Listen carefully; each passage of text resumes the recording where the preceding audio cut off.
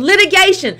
Understand, this ex-slave woman who had been sold back into bondage is more courageous than Roland Martin and the people like him.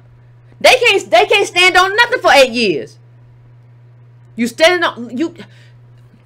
The trial began only after 8 years of litigation, leaving Wood to wonder if she would ever get justice. Let me just come out of this for 1 second. That's kind of what justice is. You don't have any kind of assured way of knowing how everything is going to turn out. You don't have any kind of way of knowing, oh, this is going to be all right. This is going to be good. See, Roland Martin, what we're going to do is going to count the votes. If you ain't got the votes, we can't do it. That's not how justice works. You fight for what is right for the people you say you care about, Roland. Do you care about black people or not? Do you care about ADOS people? That's what we're talking about. We're talking about our justice claim. Do you care about ADOS America or not? If you care, this is what you advocate for. You don't say in 2013 or 14 or whatever, you don't say, well, I ain't never gonna happen. Ha ha ha ha ha ha. Because you at CNN, you don't care about nobody else. Or you sit up and fight for policies that are on the margins, right? On the margins. So we see you here. White folk ain't gonna never, but you got a dashiki on, Roland. See, you just confused. You just a very confused man. You making an argument about white people ain't gonna never do with a dashiki on. That's what you're doing.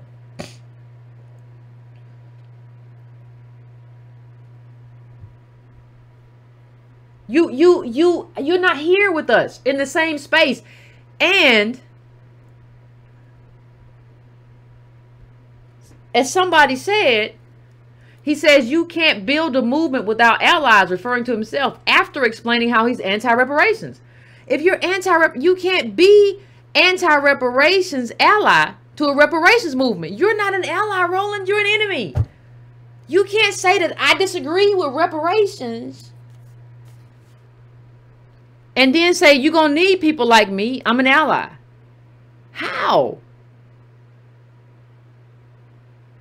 So we go back to Wood and her $20,000 in reparations, right? Her $20,000. We ain't going to talk about what that would be today. Wood, 25 years later, she was suing him for 25. Okay, now let's go back to what we were.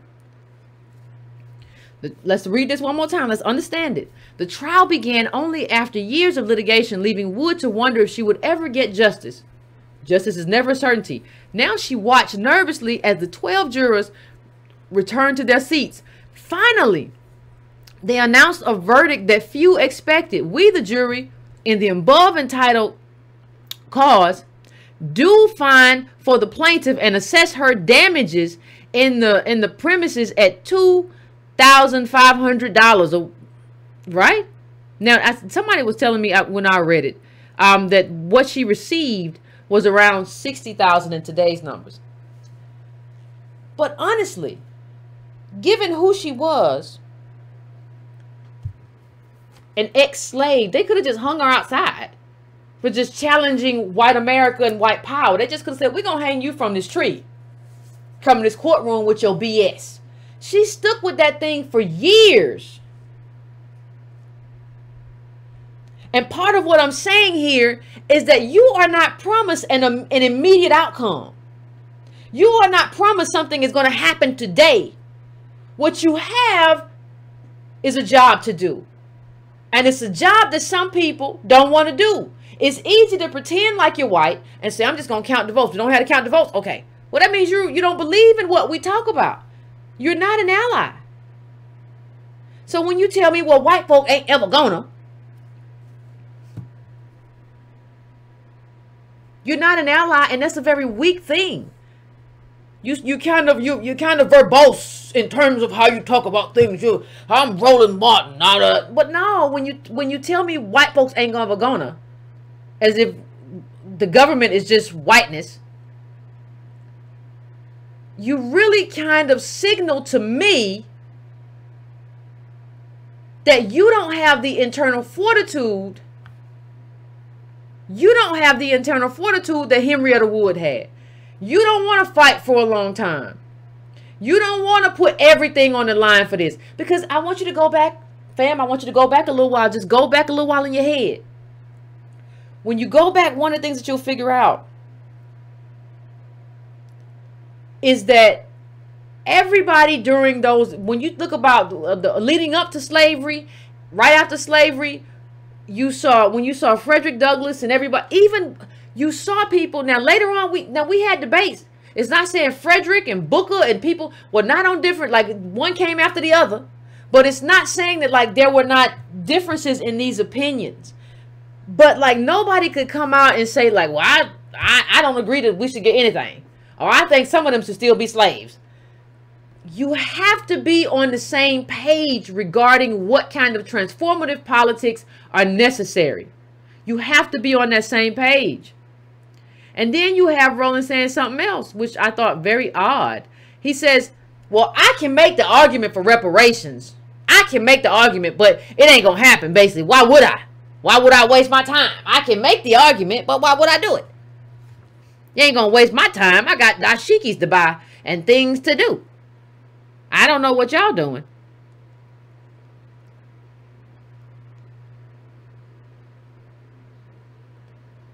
So you won't. So that's who Roland, you see, that's what you have to understand. So Roland isn't going to stand. He isn't going to stand on reparations, right? He ain't going to stand on that. He decided he ain't going to do it. So the question becomes, well, what does Roland stand for? What is he standing for? Okay, well, we have something here. Roland Martin, why does immigration and DACA need to be handled? Okay, now you go here.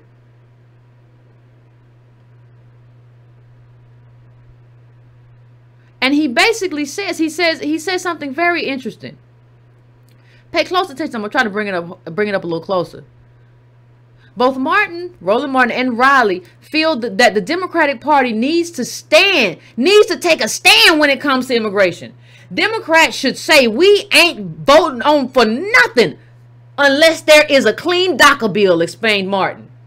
Hold on, wait, what you said? What you said? Hold on, Roland Martin, I cannot hear you. What did you say? Now you gonna tell me reparations ain't ever gonna happen, but you gonna stand on DACA. Is that right, Roland?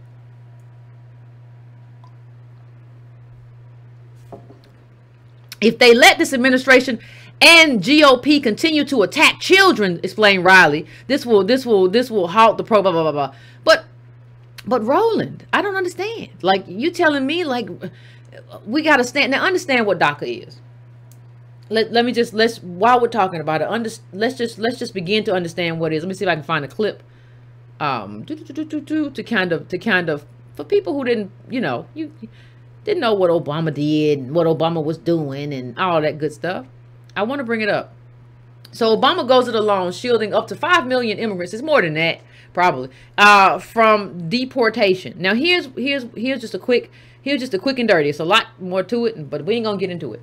In primetime speech to the country on Thursday, Obama said he would defer the deportation of parents of children who are either U.S. citizens or legal residents, and that he would also expand the protection to more dreamers or children who entered the country illegally with their parents. Those two groups also will be allowed to work in the United States legally after passing a background check and paying a fee.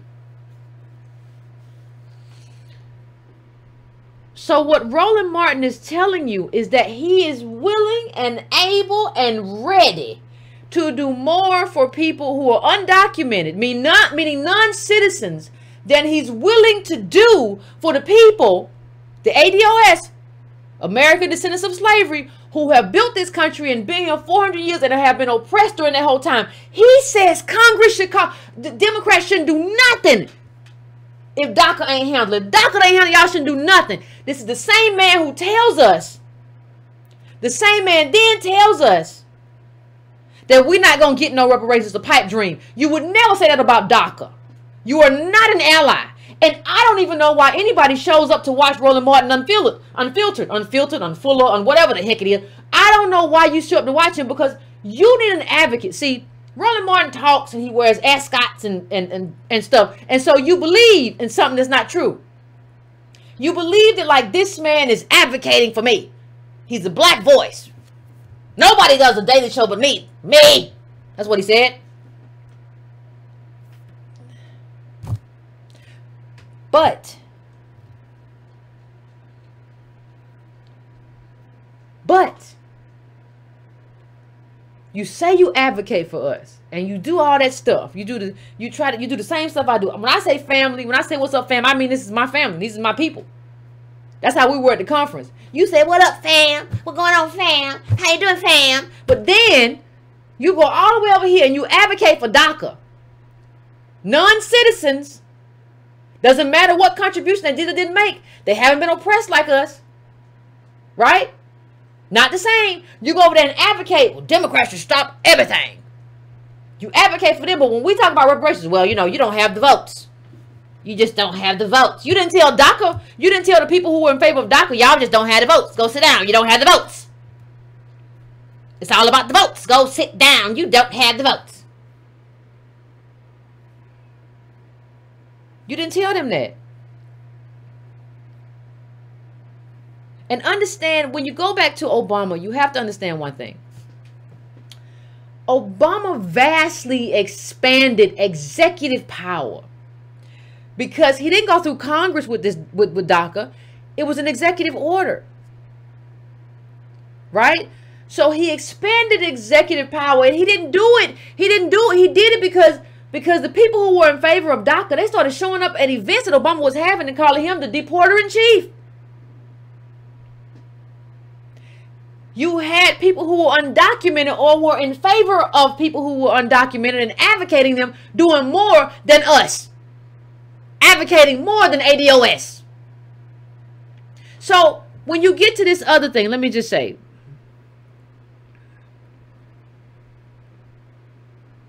When you get to this, Roland Martin says, well, you need the votes. You didn't ask them for the votes, Roland.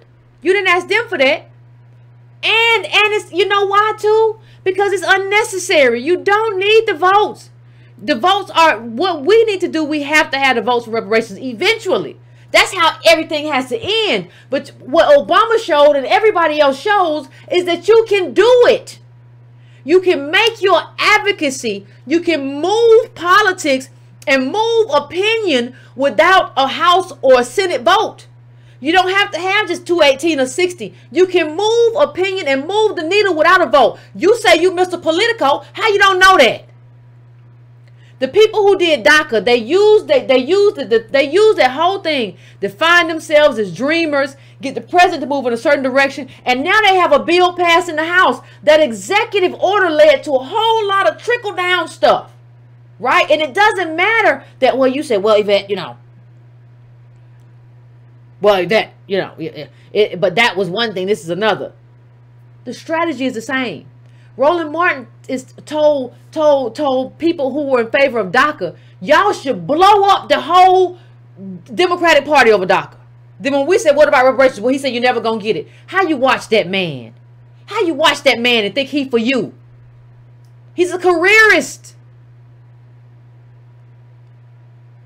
You think he on your side? He said, blow up the Democratic Party. If they don't do DACA, you should shut it down. That's what he was saying. But with reparations, well, it's never going to happen because you don't have the votes. He didn't say that to them. Nothing. This should, you know, DACA is something that should come through legislatively. It's kind of what I said before about the Supreme Court. Remember the other week I talked about it? And I talked about LGBT and it has to come through the Supreme Court. It should. Like, you don't just get to shoehorn your way into everything. Well, if you, listen, pass the bills. You got to pass bills in this world.